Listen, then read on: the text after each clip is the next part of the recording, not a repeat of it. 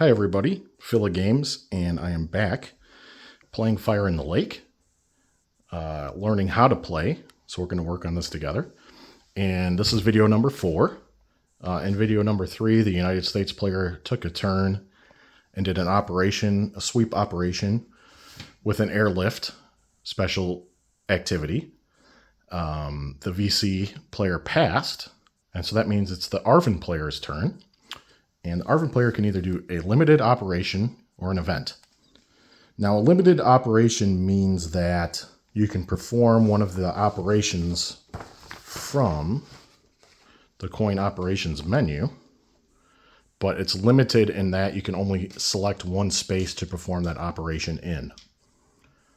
The other option is then they go for this LRP event, the LRRP, Long Range Recon Patrol event, which allows the U.S. to do some things, but doesn't really allow, it can help the ARVN, but it doesn't allow them to do anything. And while the ARVN and the United States player are partners, at this early part in the game, they're not really wanting to help the U.S. out too much with its job, and they want to focus on the things they need to get done first. So you can see in the available forces at the start of the game, the ARVN has a lot of pieces, and we want to get those pieces onto the map because the ARVN is going to use those pieces to establish coin control in different locations, which is one of the ways that they score points. So you can see if we look at Bin Din as an example here, in the Bin Din province, it's uncontrolled. So in order to have coin control of Bin Din, there needs to be more coin pieces in the province than guerrilla insurgent pieces. So you can see there's 3 blue VC pieces and 2 green United States pieces in Bin Din. So the coin does not have a majority of the pieces in that area. Therefore, they do not control it. The VC doesn't control the area because the VC never controls an area. But you have to take the VC pieces into account when determining control of an area.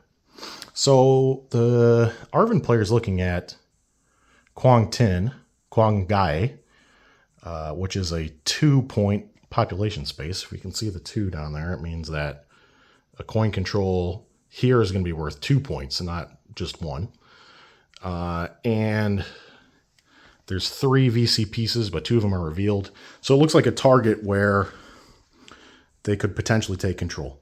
Now, when doing the train action, you can look at the menu, but we're going to go to the rule book, like I suggested, especially the first time you learn how to play the game, so that you can consult the rules in full and get the full detailed explanation of the rule.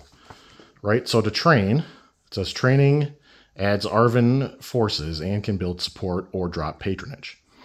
ARVN faction builds the support. The US faction drops the patronage. We're not going to worry about either of those right now because we're not doing them.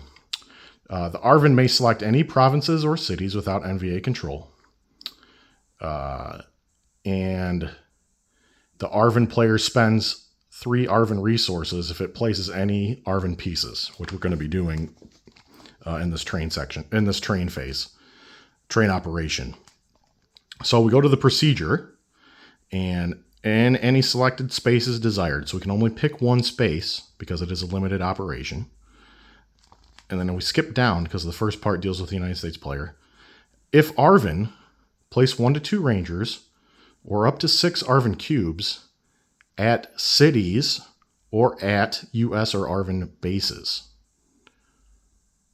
Okay, so this means we can't place those ARVN cubes into Quang Tin right off the bat because it's neither a city, it's a province, and there is no US or ARVN base, which are the green cylinders, the green discs are the US bases, the yellow discs are the ARVN bases, and there's neither in that province.